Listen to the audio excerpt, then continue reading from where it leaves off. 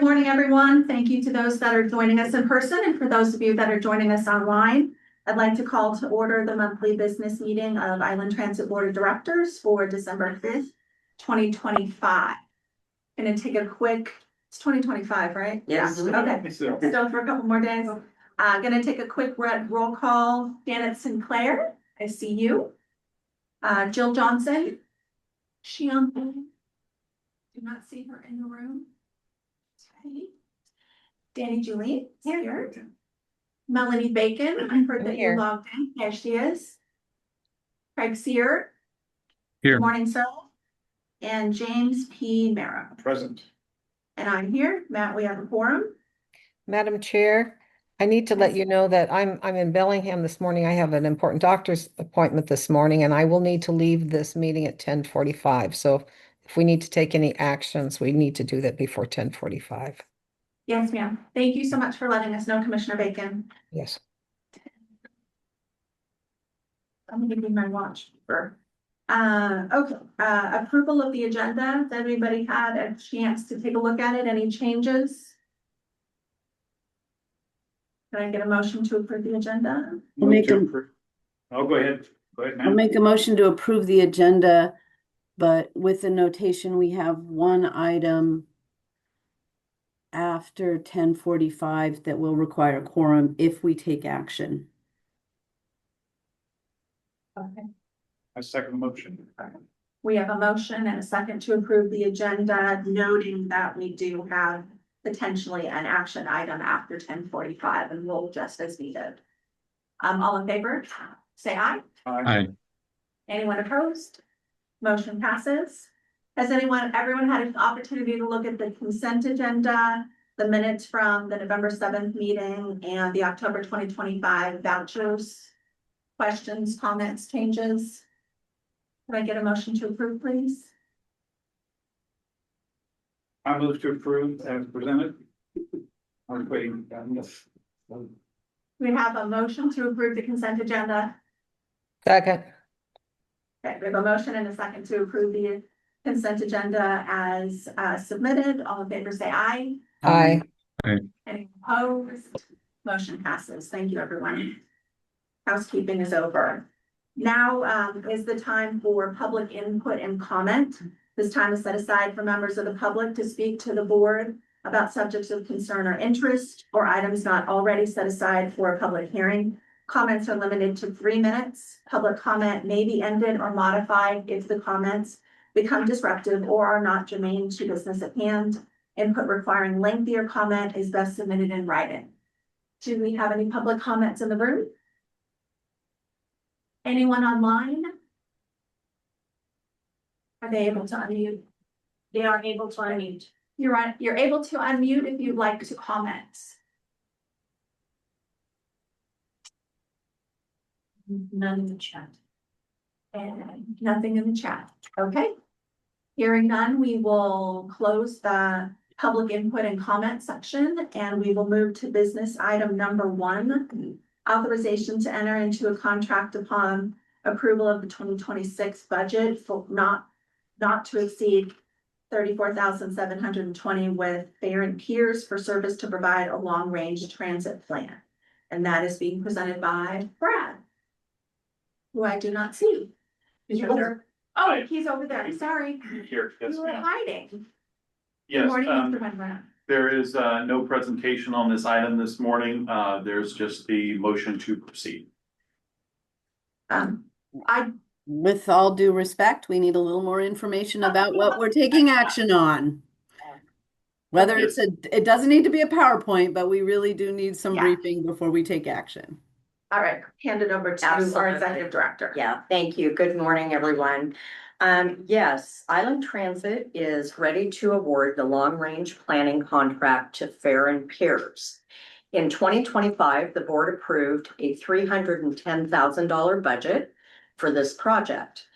The new amount of $342,720 is an addition of $32,720.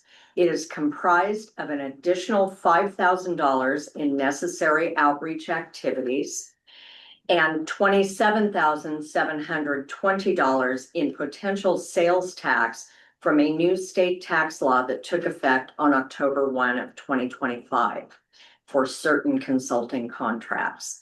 We do not currently have specific tax guidance from the state, so we put this in place to ensure that the taxes would be covered. So What was Les, what was the amount again, Melinda? The new amount, Yeah, $342,720. okay. I move to authorize Island Transit to enter into a firm fixed price contract upon approval of 2026 budget not to exceed the number just articulated by Melinda Adams with Fair and Piers for services to provide a long-range transit plan. Well, second, but I have some questions. Commissioner St. Clair, questions? Yes, so happy to second. Thank you, Craig. Can you just, because I'm writing it down and I'm slower than you are talking, can you remind me again of the sales tax amount? Certainly. And you and I talked about the increased outreach, so I just want you to unpack that just a bit more. For the additional outreach, yes. When Fair and Piers proposed their scope of work to us, I looked at the amount of outreach and wanted some additional sessions. One of them being an additional session to attend our board retreat planned for March of 26, where we will actually have a service planning activity as a group that will help us as a group to understand what happens when we add or subtract service. So it'll also give us some additional outreach meetings in the community. So that was for $5,000. Okay, thank you. The estimated tax is in fact just an estimation. The law is not clear as to what portion of consulting contracts may be taxed. So I believe we figured this, and Paul, correct me if I'm wrong, at 8.8%. 8.8%, so that we have it there if in fact they tax the entire contract. Maybe just by background too, the state law added a whole class of services that may be subject to sales tax. IT being one, marketing being another, and typical with a lot of legislation, there's a fair amount of gray of this sort of contract. So Okay. this is just having a buffer in case that if they. So I just have a comment to that. Thank you, Matt. And my comment is that from a county's perspective, from the boards that we sit on, one of the top priorities in the Washington State Association of Counties is to stop the unfunded mandates. This sales tax law, while I understand the intention and the revenue challenges we're facing, it does essentially create another unfunded mandate to local governments and things like Island Transit and other things. When you say that it's a gray area and we're trying to go into budget and execute contracts, that concerns me. And so one of the requests I would have of myself and board members and Melinda is whether we should go to our elected officials and say, can you hit the pause implementation on this until you guys get this clarified? We've got work to do and you've created a problem. It's an administrative thing. I'm not asking them to overturn the law. I am asking them to have us have clarity so they're not disrupting our business and to recognize that they have created yet another unfunded mandate. So that's just for the record. Thank you. Also for the record, and I confirm and agree with Commissioner Sinclair that unfunded mandates have the ability to suffocate local governments or across the board. And it's also a way of deflecting the difficult decisions away from the legislators who need to fund these things and place it on local governments who are very much constrained upon what they can do as far as revenue. So I just wanted to be on the record that any measure that we can do to avoid unfunded mandates is excellent. And I just had a quick point of clarification. So the 310,000 was already part of the budget. So this 347 is not a new amount.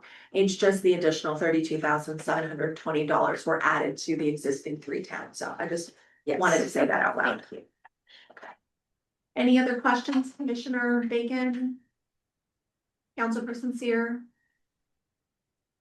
Okay, we have a motion and a second to authorize Island Transit to enter into a firm fixed price contract upon approval of the 2026 budget not to exceed $342,720 with Fair and Piers for services to provide a long-range transit plan. All in favor, say aye. Correct. Aye. Anyone opposed? Motion passes. Thank you, Brad.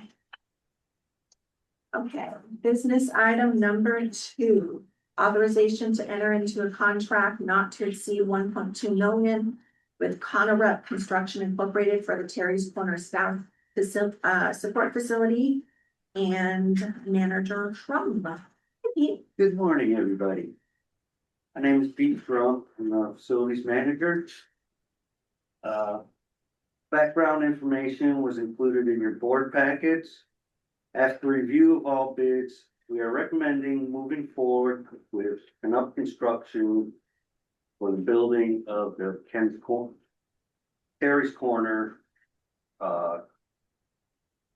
that called again, support facility. The board has already approved the project budget for $1.2 million. As you can see in the background documents, Canuck's bid is $768,000, with the added required sales tax bid is $835,584. This provides a contingency of $364,416. Any questions? What's the Question? project timeline in terms of sort of expected finish date? We're expecting a finish date of July 31st. Thank you. 2026? Yes. That's okay. That's a great clarification. As long as this has been sort of percolating in front of the Island Transit Board, I almost can't remember a time it hasn't been here on waiting for this. So it's great to be authorizing this. I remember when we started the conversation, Craig and we've been working on this for a long time, and kudos to Melinda for finally getting the air lease executed, which was our bizarre delay in this whole project. So I want to thank her for that. I also want to, for those of you who are unfamiliar with Conorup, I want to point out they do many projects, and they have done some significant work on Camino Island already, including a massive culvert replacement project. And the work ethic and the workers there do good work. They're dedicated to their work, and it is a union shop. So I appreciate that we know we're paying living wage jobs here. It's great. It's great feedback. Yeah. Good. Any other questions? Just a quick question with regard to being, on schedule and on budget, with regard to Conorup, as far as their history of doing projects and so forth. I mean, do they come in pretty much consistently on budget and on schedule? Yes. Okay. That matters. Yeah, I don't recall any issues. I don't know if Commissioner Bacon does, but I don't recall any contract changes on the work they've done for. Thank you. Can I get a motion? I'll make a motion to approve the contract. James, we got to get our shit together. Oh, sorry. It's No Filter Friday. My bad. My day, that was the best. James, why don't you make the motion? I seem to be tripping over myself today. Well, you're the senior by experience here. I may be the senior by age. Really not maturity though. I move to authorize Island Transit to enter into a contract not to exceed 1.2 million with Conorup Construction Incorporated or the Terry's Corner Staff Support Facility. Second. We have a motion and a second to approve. Is any other questions or discussion? Okay. All in favor of authorizing Island Transit to enter into the contract with Connerup Construction, please say aye. Aye. I, Anyone opposed? Motion passes. Thank you, everyone. You. And Commissioner St. Clair, thank you for the levity in the room. I appreciate that. All right, business item number 4, sorry, 3? Oh, 3, excuse me. Resolution number 1525, authorizing certain persons to sign warrants on behalf of Island Transit effective December 5, 2025, and superseding resolution number 625. Yes, we would like to add Vanya Brown, our new accountant, as an additional signer on our warrants. Questions, comments, feedback? Just point of clarification, we have to have 2 signatures for the warrants? We have, that is correct, and we have 4 authorized signers, including Vanya. Thank, I think, right. I'm sorry, Councilperson Seer. it looks like there are 5 here, so the second whereas should say of the 5 people in the coordinates. Correct? Yeah, correct. And also in the first now therefore, there should be 5 there as well. Did I? Change it before we. Before we sign. So, I'll fix the resolution that you'll sign. Thank you, Craig. Appreciate it. thank Yep, you, sure. Matt. Any other questions or comments? I think a motion to approve it as amended. one of you distant can make the motion. You can make it. All right. I move to approve resolution number 15-25, authorizing certain persons to sign warrants on behalf of Island Transit effective December 5, 2025, and superseding resolution number 6-25. Second. We have a motion and a second. Any other discussion? Okay, a motion to approve resolution number 1525 effective December 5, 2025 as amended. Matt, do I need to add? Yeah. As amended. All in favor, say aye. Aye. Aye. Anyone opposed? Motion passes. Thank you, everyone.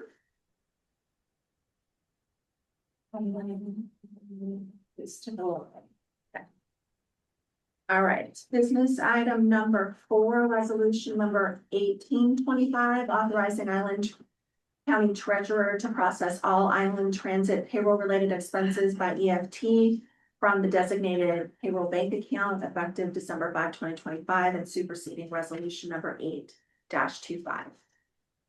Yes, as Island Transit continues to streamline and secure our payroll processes, we would like to include the use of electronic funds transfer over cutting checks to help smooth out our related payroll expenses. So we did this some time ago for our Mission Square for our deferred compensation. And we are now going to extend that to our other payroll expenses, such as our medical benefits provider and so forth. Does anyone have any questions? Just a comment. Commissioner St. Clair, I'll come back to you.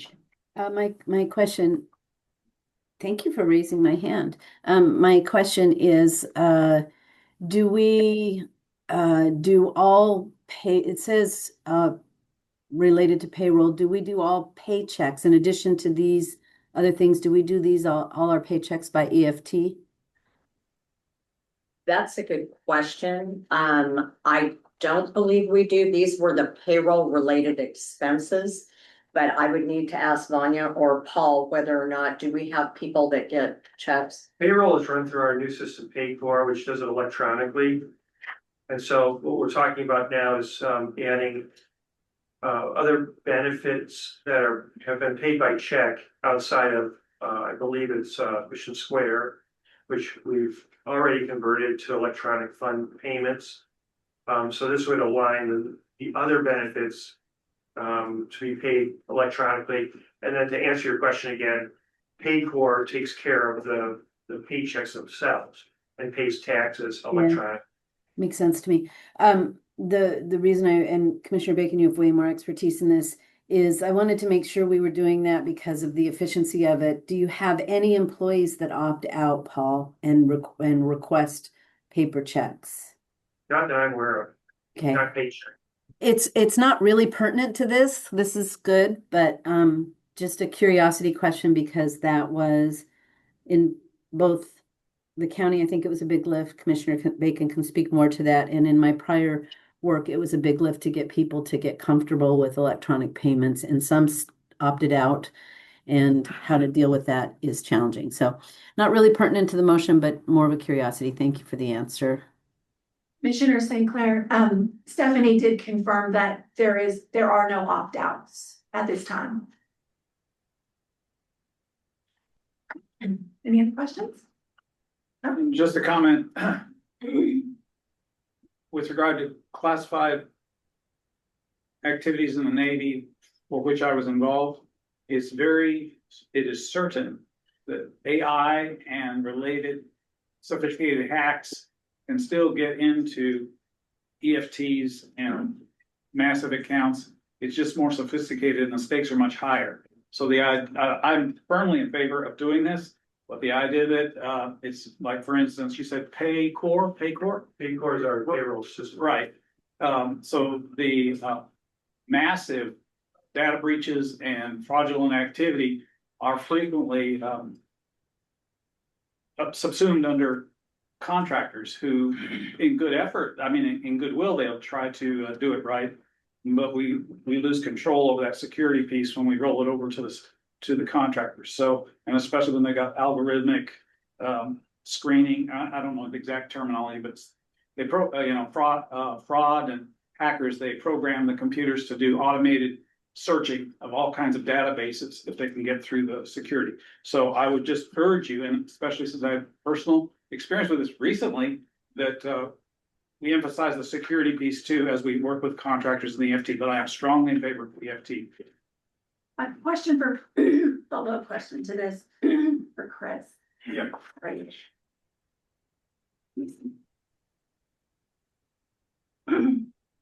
Typically, a company like Paycor would be SOC 2 certified.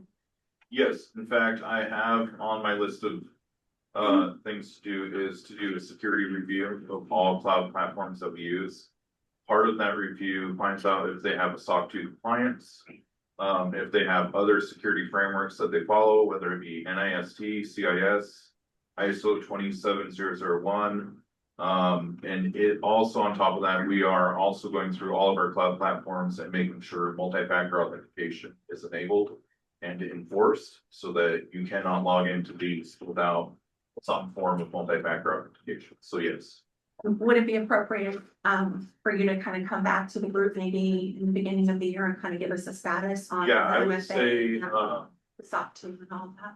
I could come up with in February or March, I can come back to the board with a full report on what cloud platforms we're using and if they are SOC 2 certified or not, Right. or what security frameworks they do follow. And if they can attest to those and have what we call a security dashboard where they actually post those reports for full transparency of those vendors. And then if there's any red flags, I can bring those to the board so that we can together make a good decision on which direction to head. I think that's an excellent call out. Yep.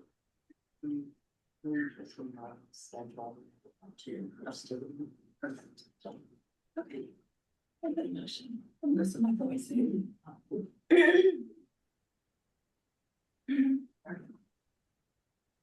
Yeah, do you want to make the motion? Can't hear you. You're muted. See, I tell you, it's Friday.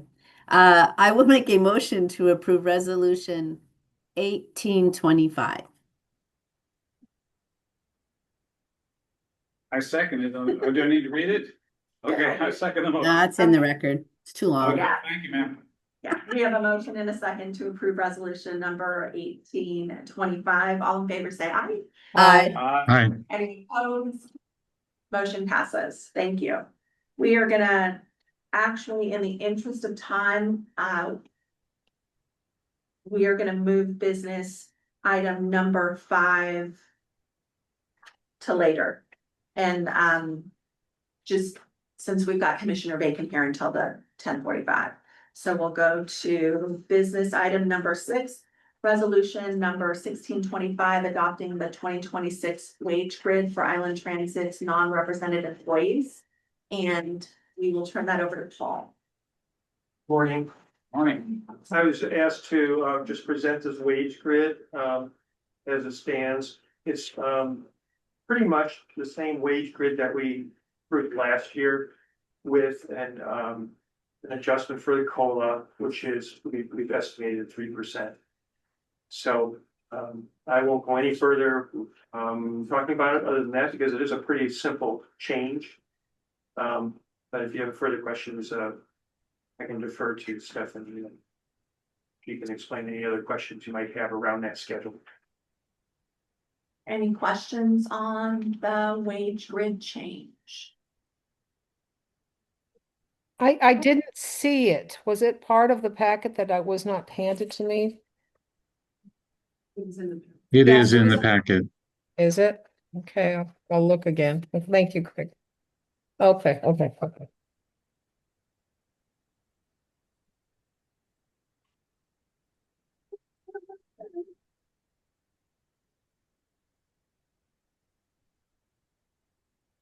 Okay, this is number 6, right? This is. Yeah. I move to authorize resolution number 16-25, adopting the 2026 wage grid for Island Transit's non-represented employees attached. as Second.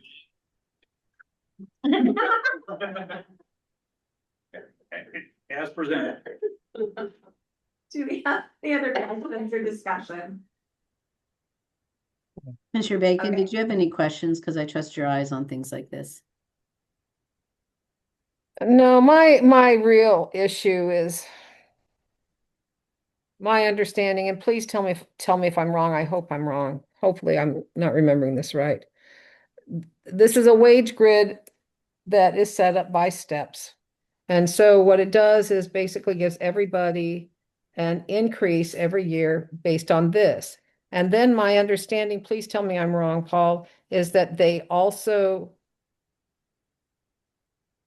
so you get 3% because everything's moved up, but you also get an additional amount because you move up in the grid every year. Is that correct?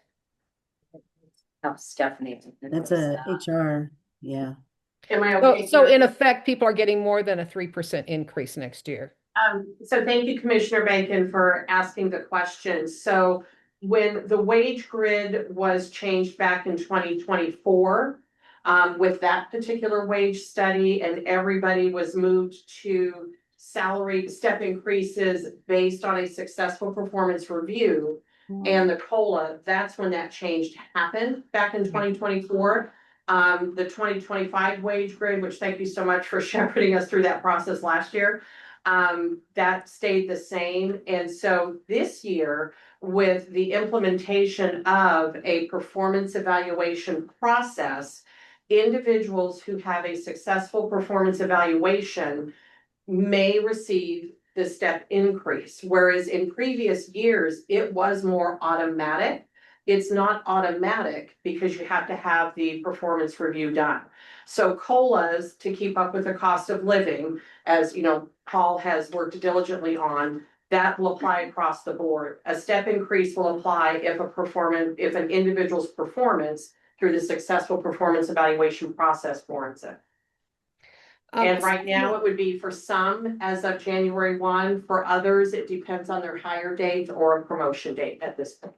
Okay. Stephanie, what That's- percentage, you say it's not automatic, what percentage would you estimate and I don't want to put you on the spot, so. No, that's tell me okay. if I'm- Yeah, no, you bet. So the step increases on they've not, the spread between the steps has not changed since 2024, that percentage. So that still applies. It'll depend on where they're at with the step increase from which step to which step. With the change to going to step increases on an annual basis from every 18-month basis, we did notice that the spread differential was a little bit different as they got a little further down the line on their step increases on the 2024 wage grid, which stayed in place for 2025. Yeah. Does that answer? How likely is it that someone would get a poor performance review and not be able to get their step increase? That question I'd have to defer to Melinda or Tom. As we're going through that process right now, Melanie, at the manager level, that can definitely apply based on the rating system. Okay. So for our other non-represented folks, I would say it's less than 2%. Because if they're in a position where they're in development needed on their performance evaluation, they're likely on a PIP and they would not receive an increase. Sure. Okay, I appreciate that you've implemented the regular performance reviews for everybody and that the increases are dependent on that. I appreciate that. Thank you. Thank you. Yes, Melinda, with regard to the performance, just clarification, it's not so-called based on the curve where a certain proportion will not get a performance increase. It's really individualized, correct? Correct. Thank you. Correct. Any other question?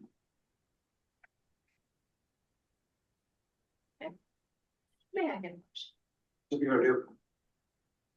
Sorry. You've got a motion and a second already. Oh, did we? Oh, thank you. Sorry. We have a motion in a second. I apologize. To authorize resolution number 1625, adopting the 2026 wage grid for Island Transit's non-represented employees. All in favor say aye. Aye. Aye. Those opposed? Motion passes. Thank you. Okay, we are gonna go to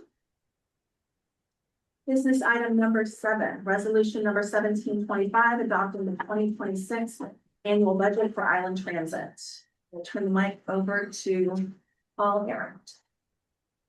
All right, our next topic, we'll be talking about, the 2026 budget. This is the final draft that's been presented. I'll just walk through generally the summary of what has happened between the last draft and this draft. I'll start off with the narrative that I presented last time showed it, number of employees on FTEs, an FTE basis, full-time equivalent basis. And this new schedule is by popular demand by employee head count. And so you can see there's one change from the previous budget, and that's for a grant analyst. And otherwise, the head count has really stayed the same between budgets. It's been a change. I mean, you can, if you're looking at this document, you can see the changes highlighted in red. I updated our sales tax revenue, and that also adjusted our forecasting. And so you can see we're now forecasting 18.8 million at a with a 2%. I'm sorry, are you sharing something on the screen, Paul? I am not. I'm just talking through the handout.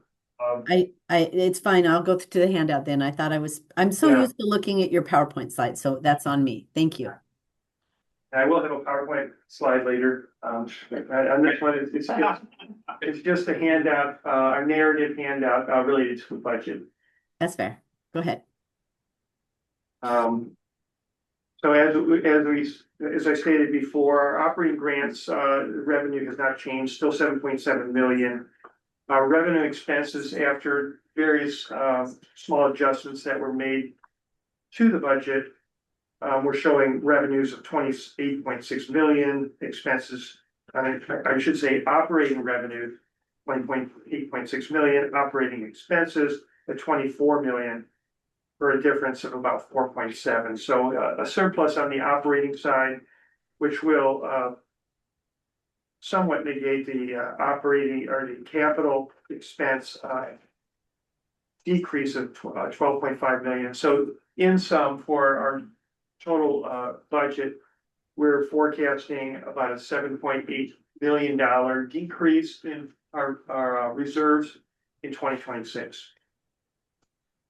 Our medical and dental, as we've stated before, medical increasing almost 12% and dental increasing almost 6% from last year.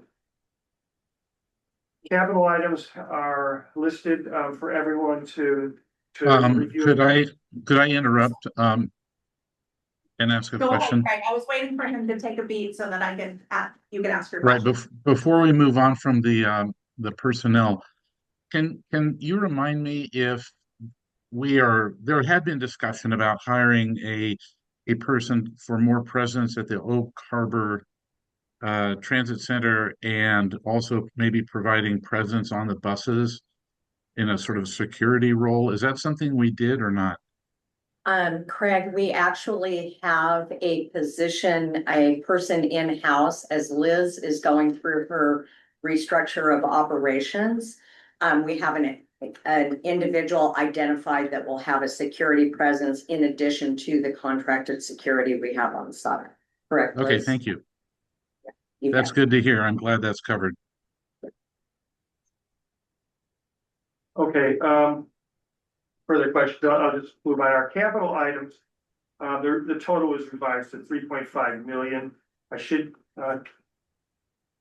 point out an error, a typo under operations item number 2. One of the digits was left out. It should read 1,067,527. So that last digit is left out. I just wanted to point that out for you. And there's, when I turn my page, I'm looking at page 3 now, for significant operating expense items. As we have previously discussed in this meeting, that long range plan consulting number has been adjusted and it's highlighted in red. So that's not that much has changed. On the 4th page, you can see some of the changes that were made. If you have any questions about that, I'm happy to answer that. Otherwise, I'll leave that to your own discretion to read. So that's a really high view summary of the budget and the changes that were made. Does anyone have any questions regarding what I've just talked about? No, not a particular question, Paul, but I did want to mention for the board the decrease in our reserves, because public impression is that we're just quote rolling in money in the transit district here. So if we're making responsible use of the money and there's a decrease in reserves, it may be in the red on the sheet here, but I would tell you for public perception, it's somewhat more helpful so that they don't view us as stockpiling cash. I agree. Thank you. Yeah, any other questions? So hopefully everybody got the chance to look at the detail. There's over 30 pages of numbers there. The budget is out. Is a very top-down type of structure where it summarizes things initially and then goes into the detail by department. So you can see line by line both the account totals and any changes which are highlighted in red with descriptors, just for your own ease of reading. I hope you find that useful.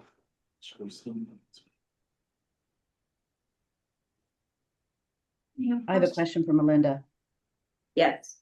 Melinda, would you address the sustainability of this budget given the challenging fiscal times we're facing at the state and federal level, and your perception of the board's decision around making sure this is sustainable and that we're cautious to the point of our reserve that Mr. Morrow made of our reserves? Yes, absolutely. This is a very good time to point out that while we have enjoyed a rich reserve and I'm very grateful that we have it, We are facing some serious issues, not only federally, but as a state, as we start approaching the 29 decennium. So just to speak to you on a federal level, we have enjoyed being awarded competitive grants through a program called 5339 funding. Right now, at the federal level, it is being looked at, there's two pots of money under this particular section of money. There's competitive funding, which we as a medium rural have enjoyed. For example, $15 million in buses that we just flipped from hydrogen to hybrid electric, in a competitive pot. The other side of that pot is called formula funding. Formula funding is designed for the larger agencies. It is a computation, if you will, of population density, ridership, all of those things. So just to give you a really vivid example, when I was at Everett Transit, we received 1.2 million a year in formula funding because we were a small agency. I was in an urbanized zoning area with King County Metro, who from that same pot of money received 342 million. Okay. The reason I illustrate that is there is talk right now on a federal level that they want to swap. Right now you have competitive at 70%, which allows agencies like us to get the funds that we need. They're looking at the other side of the formula is the formula funding is 30%. They want to swap that. That would cripple us. That is where, you know, if you look at $15 million for 12 buses in reserves, that takes your reserve down very quickly.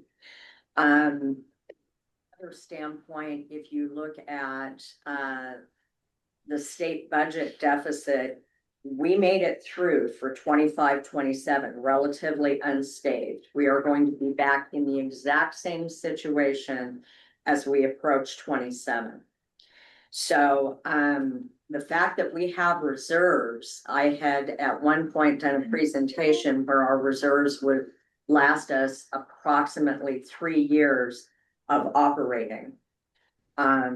So for a transit agency, you look much further than you do a regular business. Those reserves become very important. As we approach our board retreat in March this year, we're going to be talking about the possibility as a group of taking some of those, a small portion of those reserves and putting it towards operating in order to expand service to our communities. So there are plans there, and we are looking at the long range planning aspect. That's going to have a financial component that is going to be addressing how much service we can put on the street for how long and what that's effectively going to do to our budget. Does that help, Janet? It does. It helps, and it raises other questions because, of course, a lot of our reserves were based on grants for capital projects, and we can't reallocate capital projects to operations generally. And any shift in reserves, I want to make sure we have double eyeballs on making sure that there's nothing in the source of that funding that is it. You understand federal money is really tricky. And so just making sure that we're careful. That's a conversation for March. And sure. I think the fact that this board historically has chose to be very conservative as we manage reserves is going to serve us well. That we're not spending every dollar we made, and that we've worked really hard to with congressional approval to reallocate projects to where they most make sense. Because we learn, policy's iterative. We learn as we go. Sure. Other question?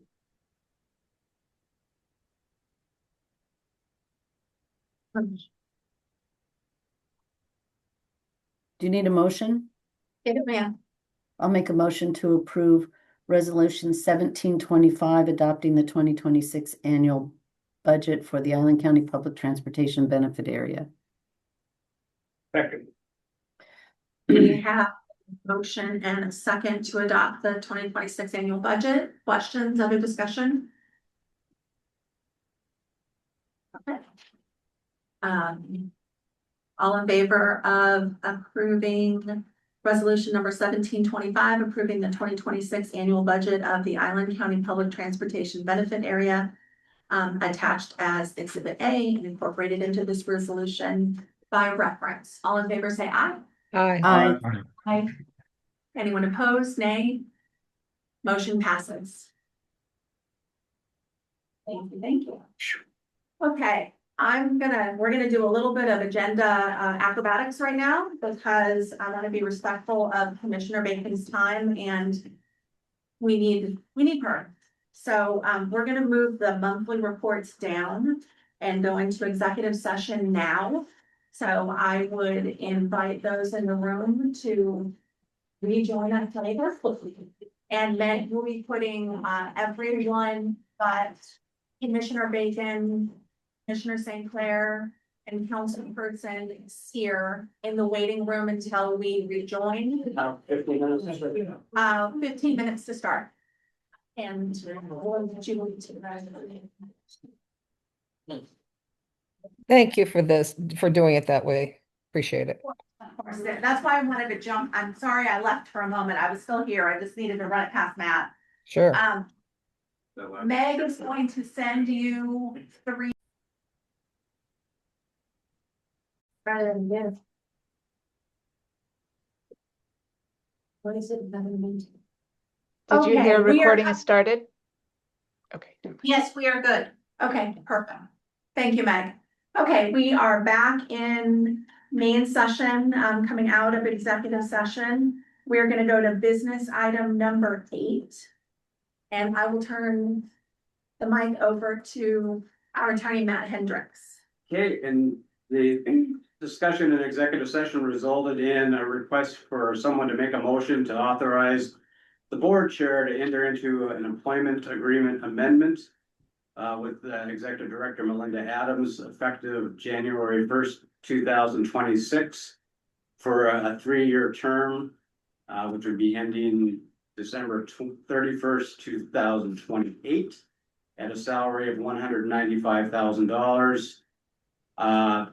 Eligible for COLA increases beginning January 1st, 2027 and going forward. Eliminating any limit to carryovers of vacation hours. And I think that's it. There's one more dollar. Full favor, please. Oh, excuse me, and also eligible for full payout of any accrued PTO at the end of her employment agreement. So moved. Second. We have a motion and a second to approve the compensation and contract changes for our executive director, Melinda Adams. Any questions or discussions? I think it's worth saying that she's taken on an extraordinary job at a time in which we were at a critical place in our organization. And I think this board really wants to recognize that and that appreciate the work and understand that this is a big job going forward, and we have high hopes for our organization.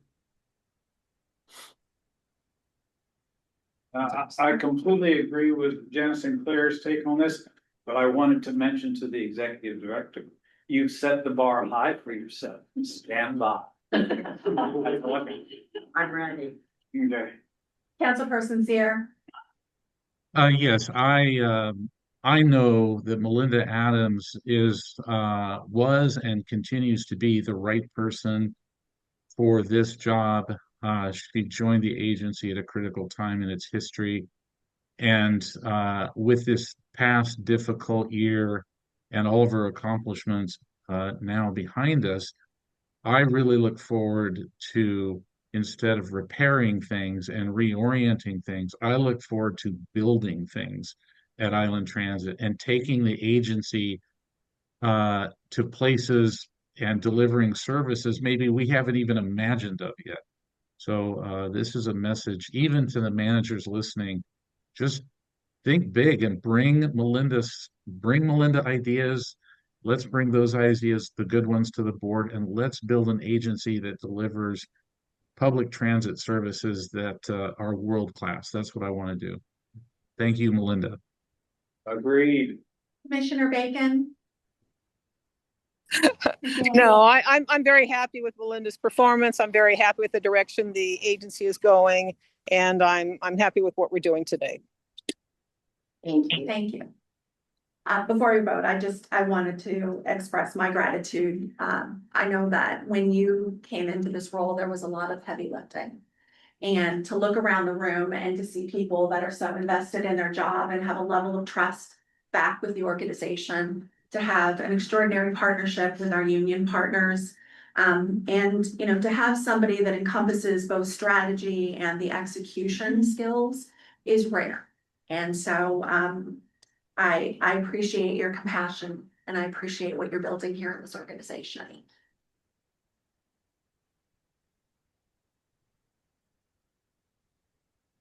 So with that said, we have a motion and a second on the floor to approve the contract and compensation. As Matt stated, for the record, all those in favor, please say aye.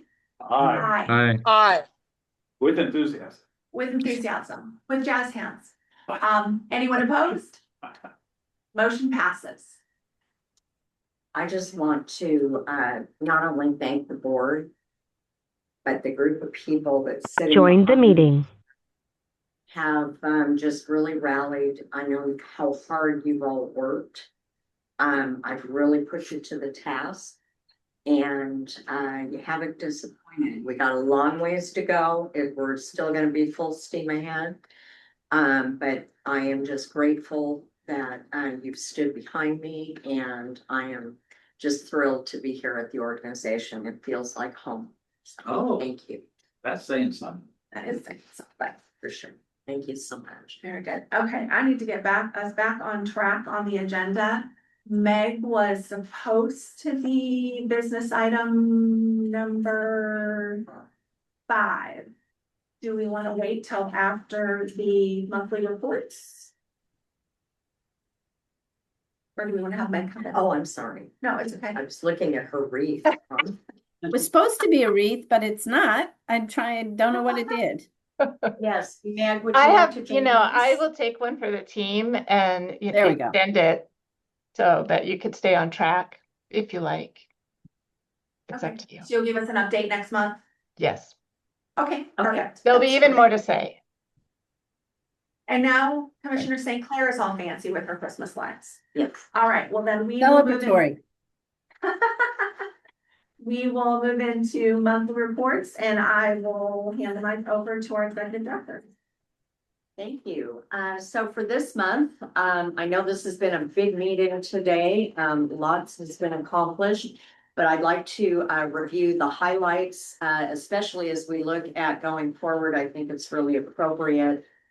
I'm going to begin with talking about leadership training. So we are very excited to announce that we've awarded a contract to Dr.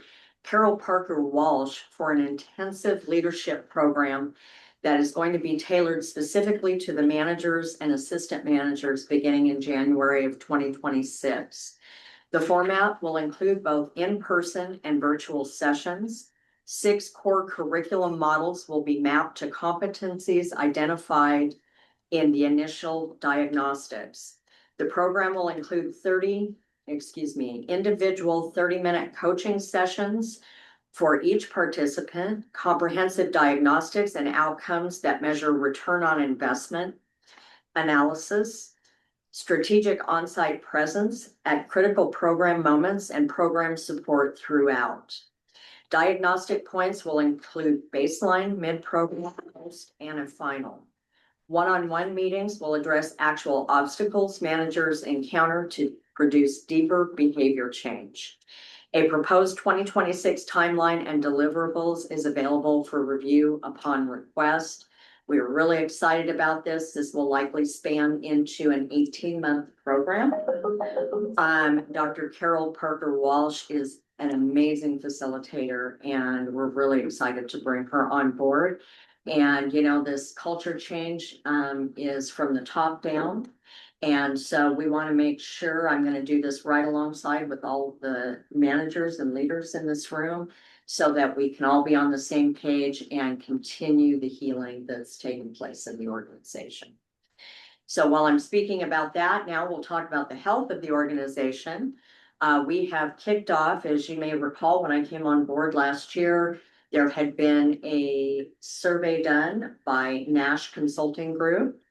And so we have contacted Nash, as we will on an annual basis, to determine current health. This month, Nash, in fact, today has began its annual organizational health check. The approved budget for 2025 includes conducting a paper survey and over 60 telephone interviews.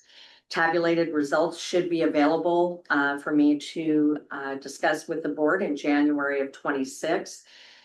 And essentially, it commences today. It ends on December 19th. Should we not have the level of participation that we want to see, we will extend that. So that could delay a presentation to the board until February. I want to make sure that we are able to get as many people as possible to give us their feedback, so that we can continue on improving the health of the organization. I have a question. Yes. You mentioned that there will be a tabulation. It likely goes without saying, but we also need a comparison of those tabulations with last year's results. Okay, I'm sure we can get that handled. I'm looking at Terrence and he's nodding his head yes and making a no. Thank you, Terrence. In a half humorous but half serious measure, the mayor challenged the city staff and all the personnel to, if they hit 90% finishing the climate survey for the city, pizza for everybody. Oh, boy. So Is that a gift of public funds? there was this, it went through legal, Oh, okay. I was just checking. Look, legal got pizza too. Yeah. Just joking. You're talking to the compliance queen. Yeah. Okay, but anyway. Get Matt, pizza. Okay, anyway, I'm just putting that out there because it did work, all right, and it's recent. Excellent. Okay, the last thing that I'm excited about is our 2026 board retreat. Meg has been kind enough to send out a placeholder to everyone for March 13th, 2026 for the annual Board of Directors retreat. This is not an overnight gala event. This is a one-day process where we meet and strategize, and this year, we are going to feature an interactive session with our long-range planning consultants to learn about service planning for Island Transit's future. We will be discussing the board's vision for the agency and reserve funding that can be applied to service increases and improvements. Please notify me or Chair Bright of any additional topics that you would like to discuss. I'm assuming that first part of the interactive planning will take half a day. So I'm sure that board members may have some other things that they would like us to address during that time. So any questions? Can I just say, yeah, I was just gonna say, will that meeting encompass looking at our mission statement to make adjustments or not? We can certainly put that on the agenda. That's not the service planning portion of it, but it can certainly be included. Yeah, I'd like to see us look at that. Sure. Okay. Great, thank you. The mission vision, we submitted some recommendations to make alterations, but there was actually rather excellent already. It's been published, right? I don't know that any updates to the original mission and vision statement. Okay. I think we kind of held tight until. This. Yes, and what, you know what I did do when I came in was we made it front and center on all of our stationery, all of our documents that go out, it's at the top.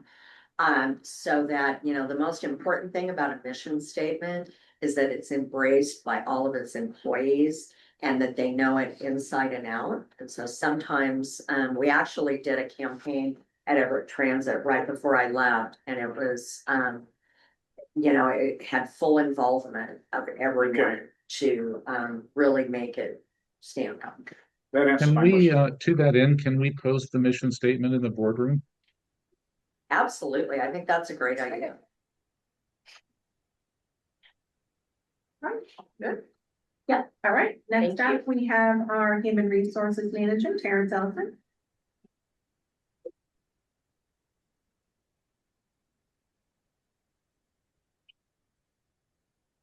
Morning, everyone. Given that we won't be seeing you again until after Christmas, Merry Christmas. Thank you. As of right now, we have 58 operators, 52 on Whidbey, 16 on Kamehameha, and we have 3 operator trainees.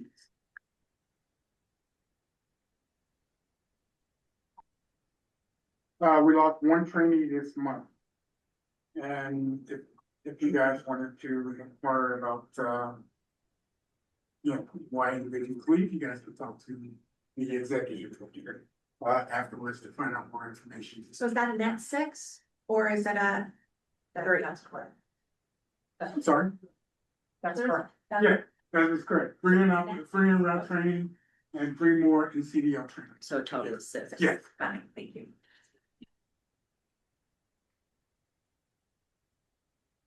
And if you look at our overall annual data, we've been pretty much holding steady the whole time. And the reports are that we are getting inquiries from other agencies about joining our operators, so. As far as exits, we did have 1 exit, this year, in the month of November, and that is it. Are there any questions? Any questions on the lines? But we are holding steady. In this case, no news is good news. No news is good news. In this case. Thank you, Terrence. All right.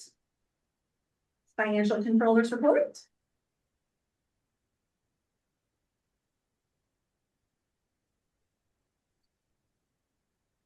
Okay, I'll be talking about our performance for October of 2026.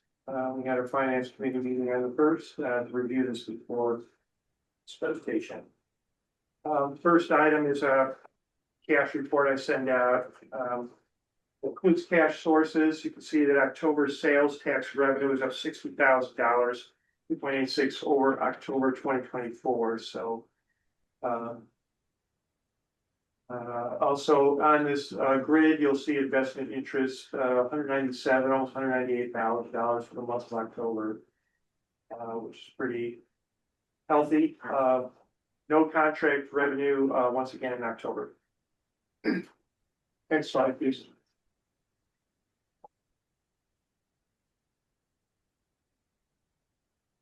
Sales tax actual versus budget.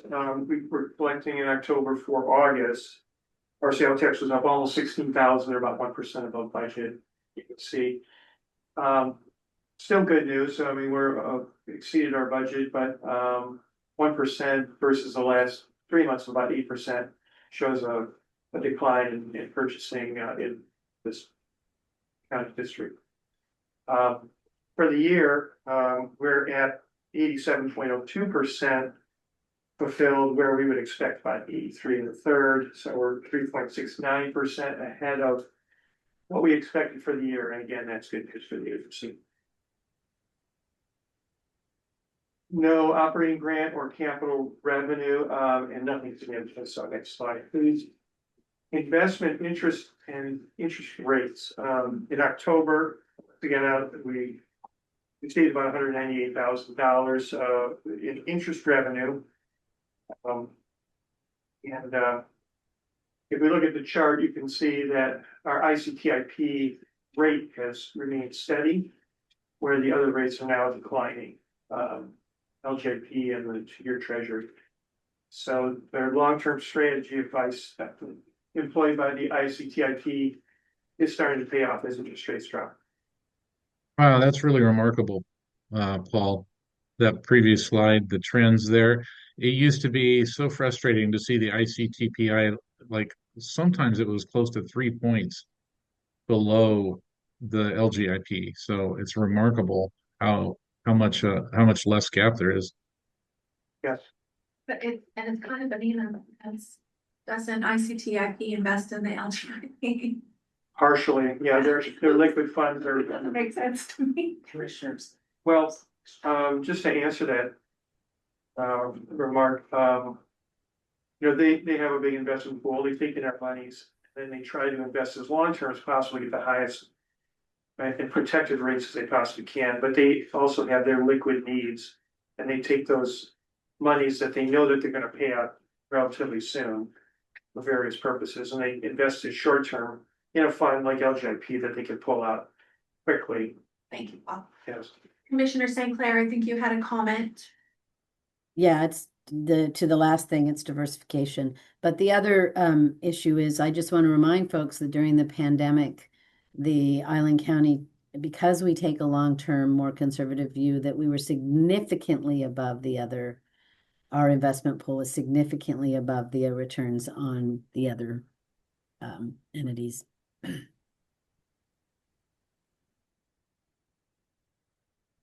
Okay, next slide, please. Other side of the coin, cash uses, if we look at just cash payments, and that's what's on this cash summary schedule. Our payroll payments were a little over $1 million, up about 16,000, almost 2%, with one added workday in October. But we were down about 170 or almost 14%, from October 2024, and you might ask why. We had additional benefit payment 2024, so there's naturally a decrease when we compare those two.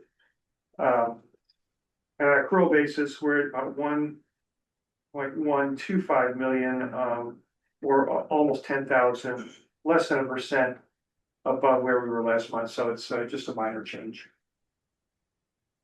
When we talk about non-payroll or AP, we had little over 1.8 million, which was up about 5 million. And we did have some large payments in the month of October. We had 5 Shecky buses that we paid for over $1 million. And we also had paid on Eco Lane, which is almost $200,000. Next slide, please. October capital payments, you can see they're just kind of detailed here, the buses and the technology items. Next slide, please. Cash reserves, you can see we're standing at almost 3 million. It was a decrease of slightly over $1 million from the previous month. As I had said before, we had those large payouts for the Shecky buses and no grant revenue. So you can combine those two ideas, that netted to over $1 million cash decrease. And if we look at it graphically, you can see a little dip there in our October cash, but still healthy cash reserve, as we already talked about today. Next slide, please. When I look at budget actual on the revenue side, our target is 83 1/3. We've exceeded that with sales tax and interest, but we're below that in all the other categories. We're working on getting reimbursement for our operating grants, so that should increase soon. But otherwise, things appear to be normal, at least from my viewpoint. Budget actual expense, same target. One more slide, thank you. And we can see that we have exceeded that target for prepaid insurance, but we're below the target for almost every other category. I would say, we're fulfilling our budget in a pretty normal way. But we naturally capital is below our target, but still we've spent a considerable amount more money this year on capital than we did last year. And that's it for my slideshow. If there are any questions, take it at this point. Thank you.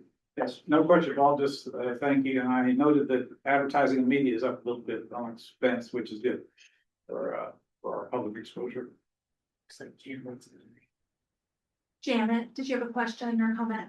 Commissioner St. Clair, sorry. Thank you all, and once again, I'll reiterate parents' sentiment, I hope everyone has a nice Christmas. Okay, we already did business item number 8, we've already done forego business item number 5, other business. Any other comments, questions, feedback, emotional outbursts? I just wanted to say, as this is our last meeting of the year, to everyone in the room, everyone online, those that are in the building, you know, I just wanted to express my gratitude for the extraordinary body of work that has resulted this year. I know that it is kind of be lifting, and again, I know I use the word trust a lot, but it takes a significant amount of trust to rally and rebound and grow together. So I just, again, thank you for everything this year. May I speak to the matter of relatively larger organizations?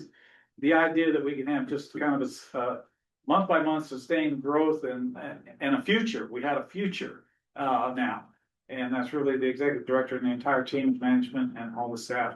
So I wanted to thank you for that because it's just really a joy to be part of And this. for union part. Well, absolutely, not to leave the union now. Yeah, that's part of the package.